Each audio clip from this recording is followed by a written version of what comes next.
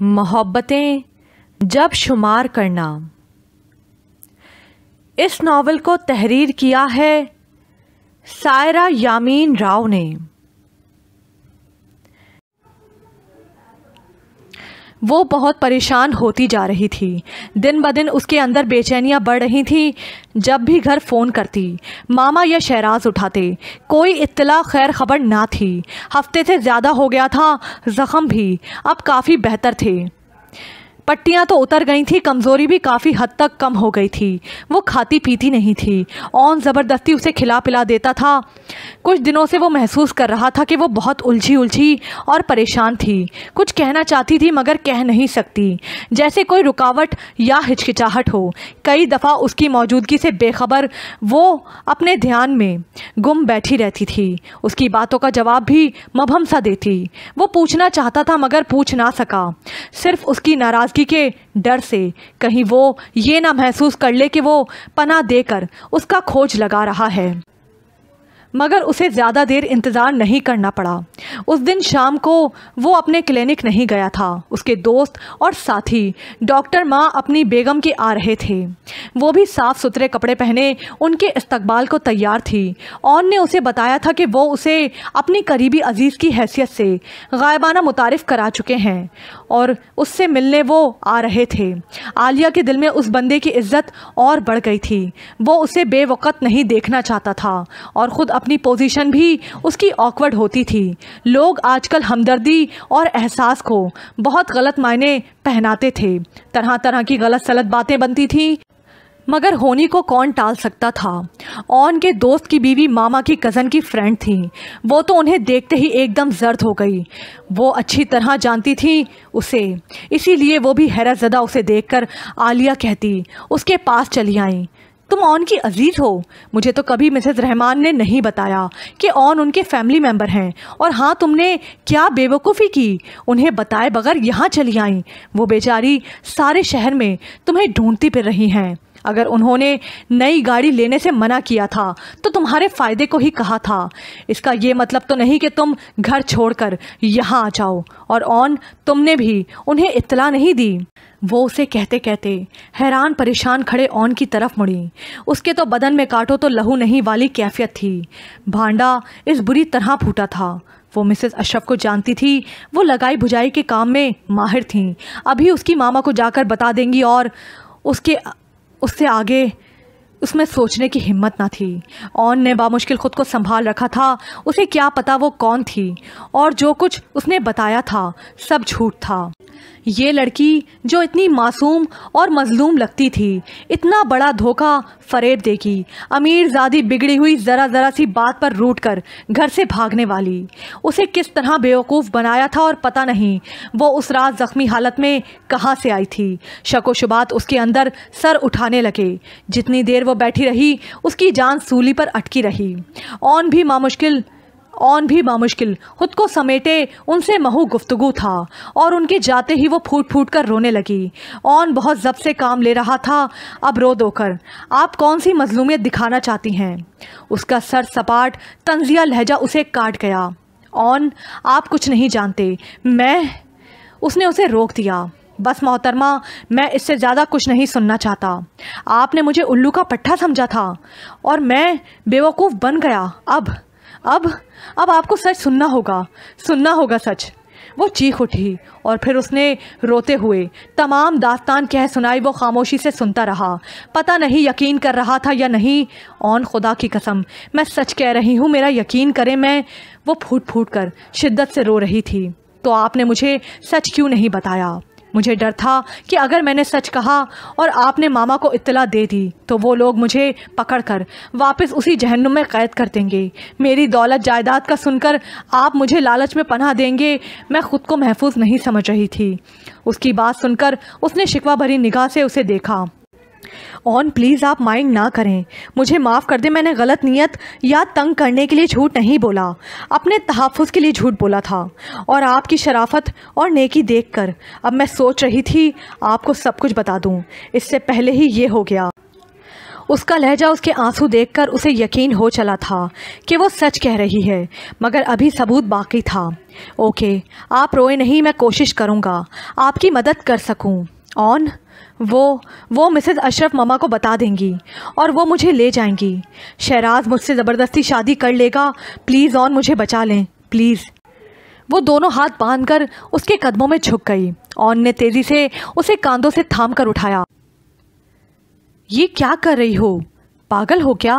Relax, صبر کرو، میں صبح ہی کچھ کرتا ہوں، تم بالکل فکر نہ کرنا۔ چلو آرام سے لیٹ جاؤ، تمہاری طبیعت پہلے ہی ٹھیک نہیں، زیادہ بیمار نہ ہو جانا۔ چلو گڈ گرل۔ وہ خود اسے اس کے بستر پر چھوڑ کر اپنے کمرے میں آ گیا۔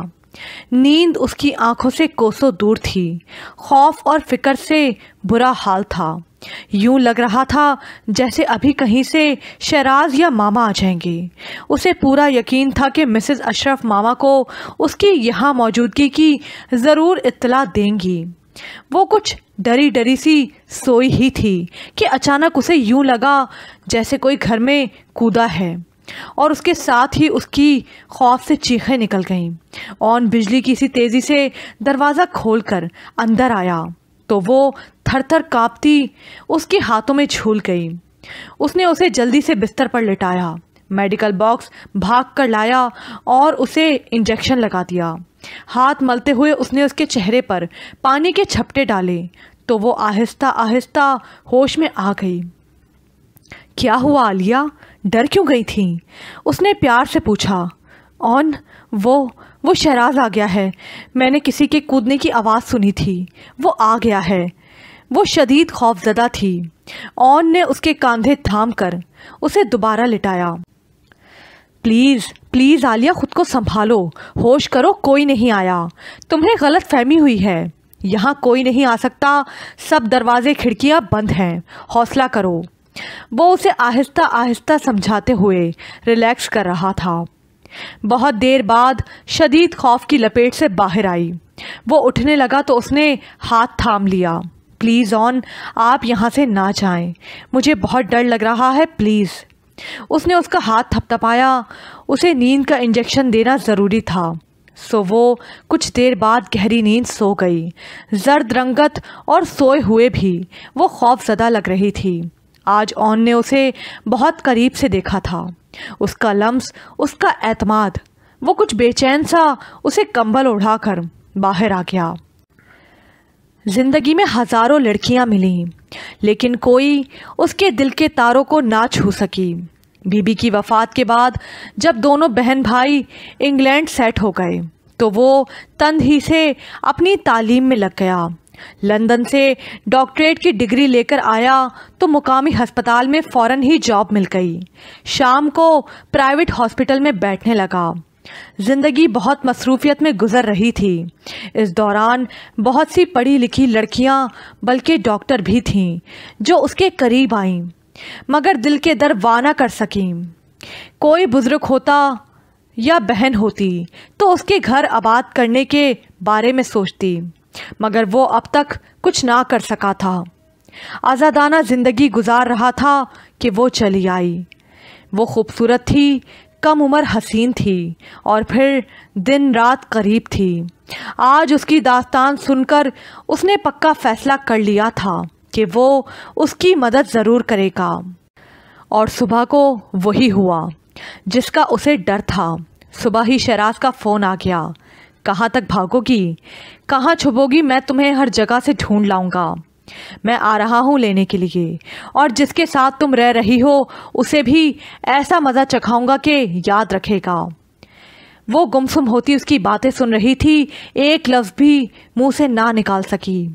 آن دوسرے فون پر تمام گفتگو سن چکا تھا۔ اس کے اندر شدید غصے کا طوفان اٹھا۔ اس کی گھٹیا گفتگو سن کر ہی اس کے متعلق کہی ہوئی عالیہ کی تمام باتیں سچ ثابت ہو گئی تھیں۔ اس نے فوراً اپنے ایس پی دوست شاہد کو فون کیا اور تمام واقعات بتا دیے۔ اس نے اسے مکمل اطمینان دلایا تھا اور مدد کا بھی یقین دلایا تھا۔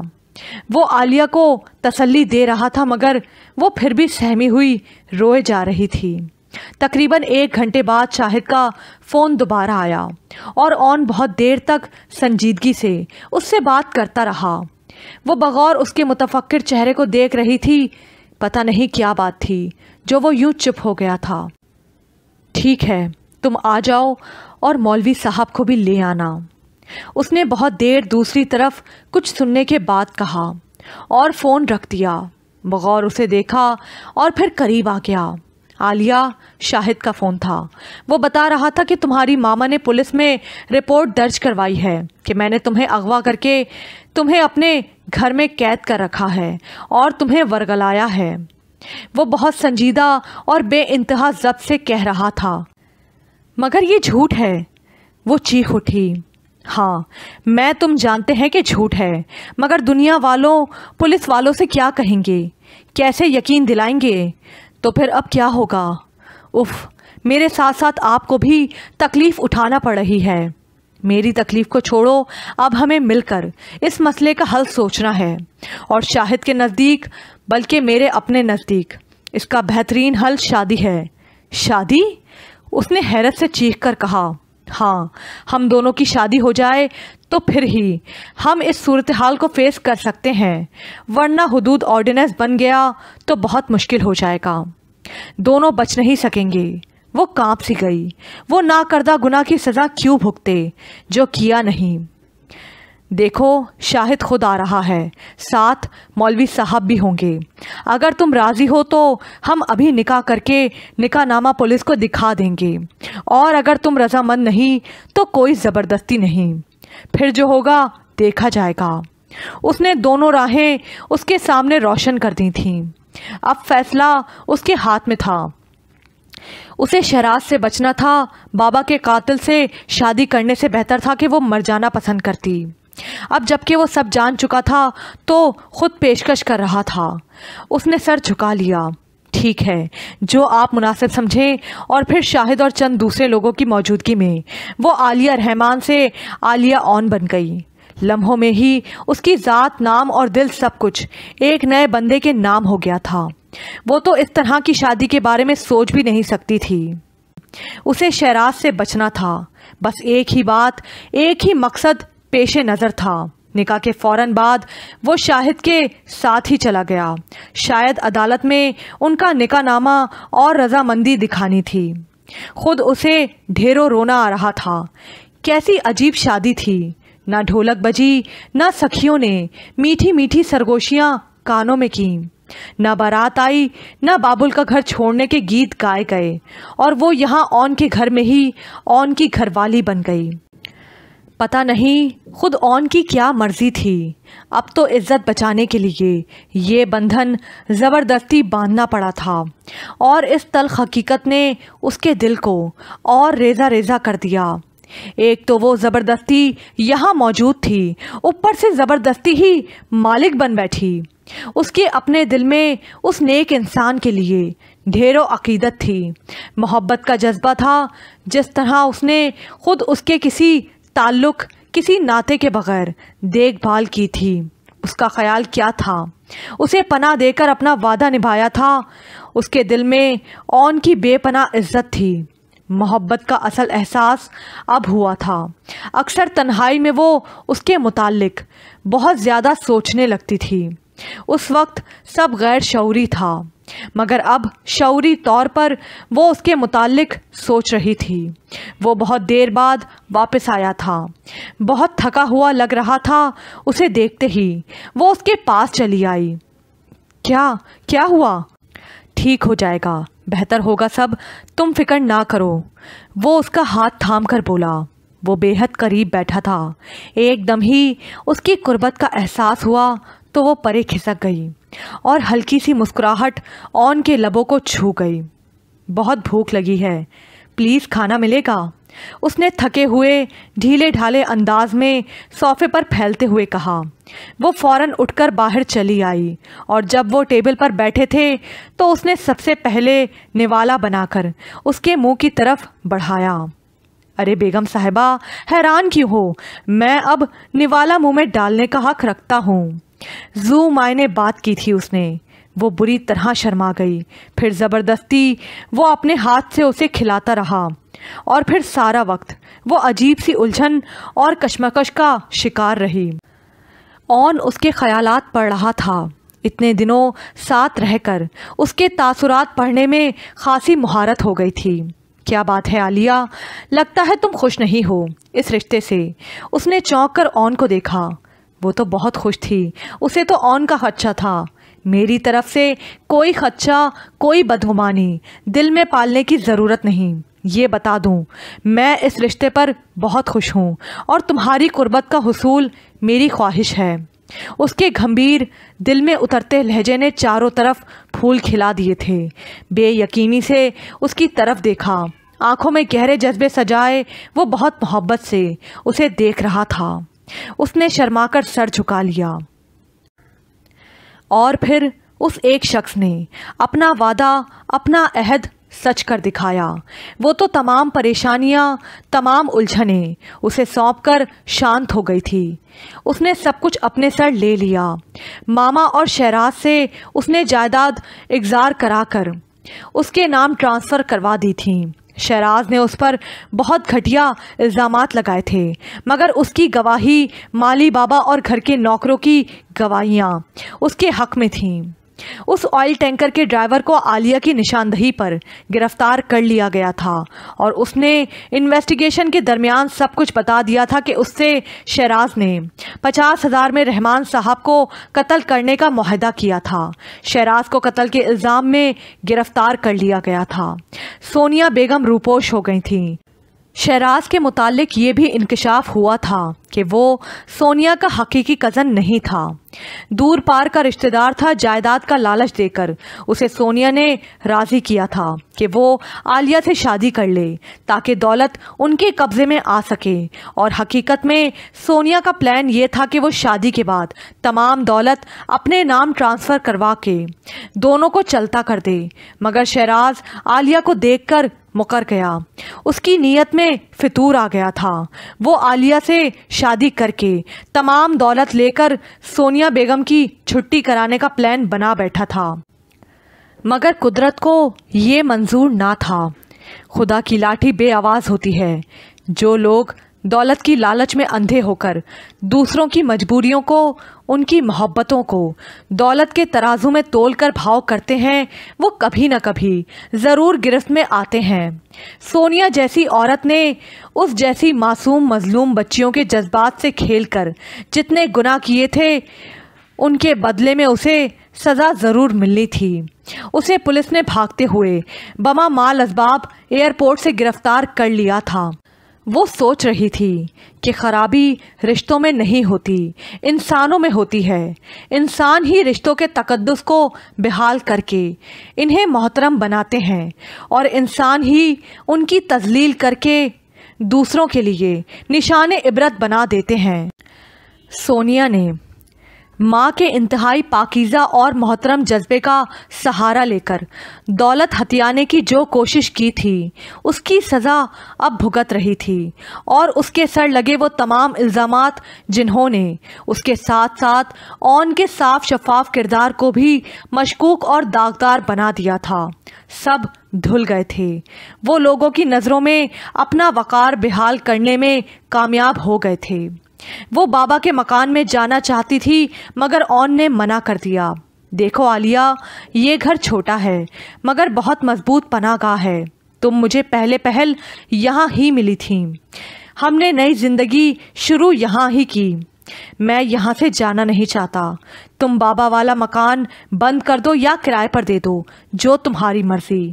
اور اس نے بھی باخوشی اس کی بات مان لی کہ محبتوں کے شمار میں ایسی باتوں کو نہیں گنتے جو فاصلوں کا موقع پیدا کریں، اور اسے تو اب اون کی سنگت میں صرف اور صرف محبت ہی چاہیے تھی کہ بہت عرصے بعد سچی محبت نے دل کا در وا کیا تھا۔